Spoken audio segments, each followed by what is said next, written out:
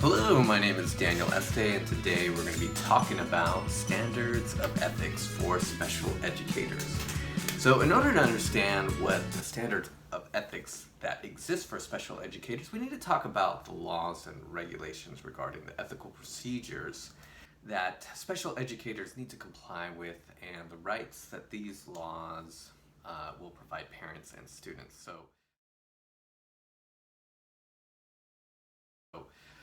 Let's begin by talking about the FERPA or FERPA. So what is the FERPA? So according to ed.gov, the FERPA is a federal law that is administered by the Family Policy Compliance Office of the United States Department of Education.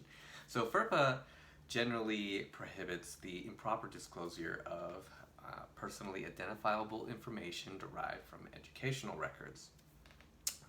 So one of the key ethics of special educators is to make sure that students' rights to privacy are protected and respected. So through FERPA, the federal law gives basically one ethical principle to follow: protecting the privacy and sensitive information of the students. So the National Association of the Special Education Teachers, which is known by the acronym NASET, is the only national membership organization dedicated solely to meeting the needs of special education teachers and those who are preparing for the field of special education teaching. So NASET actually has a code of ethics. So talking about ethics, NASET actually has a code of ethics, and in the preamble statement of purpose it states that these 6 principles are not laws but standards of ethical behavior and conduct. So they have 6 principles by which they adhere to. So adherence to this code of ethics is a binding condition membership in ASSET. So it's a condition of membership in NASET.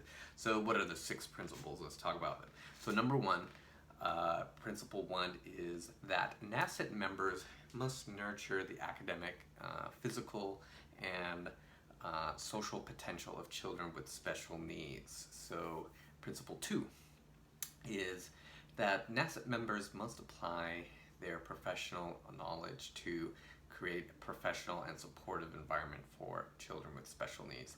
Principle 3 is that NASET members commit to their own learning in order to develop their professional development. So principle 4 is that NASET members do respect and support and collaborate with colleagues and other professionals in the interest of children with special needs with whom they work. So principle 5, members must collaborate with parents of children with special needs and community building trust and respecting confidentiality. So principle 6 of NASET is that these members must advance the intellectual and ethical foundation of the learning community. So how does FERPA directly relate to the standard of ethics for special educators, and how does the CEC and NASET also relate to the standard of ethics for special educators? Well, now that we've covered the 6 principles of NASET, there is another organization that has been effective in establishing the ethics for teachers of exceptional students. So one of them is the CEC, so the Council for Exceptional Children. So the Council for Exceptional Children is the largest international professional organization dedicated to improving the educational success of the children who either have disabilities or gifts and talents. So the CEC advocates for appropriate governmental policies, and they set professional standards, and they provide professional development, and they help professionals obtain the conditions and resources necessary for an effective professional practice. So, CEC is known as a source for information resources and professional development for special educators. So, as you navigate this discussion, consider how you can apply these concepts in critical terms to your chosen path or learning environment in the field of education.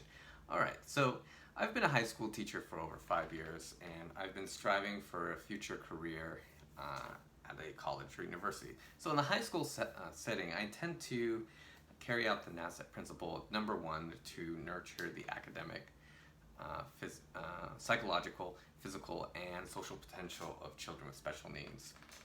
So, in a way, I'm already contributing to principle number 3 of NASET by taking this class and continuing my master's degree. So, principle 3 states that members should be committing to their own learning in order to develop their professional development. So,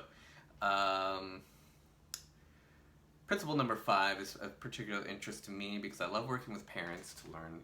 Members must collaborate with parents of children with special needs and community building trust and respecting confidentiality. So I love being in constant communication with my parents to make sure that any of my students with special needs or any of my exceptional students are getting the support that they need to reach the targeted goals of the IEP.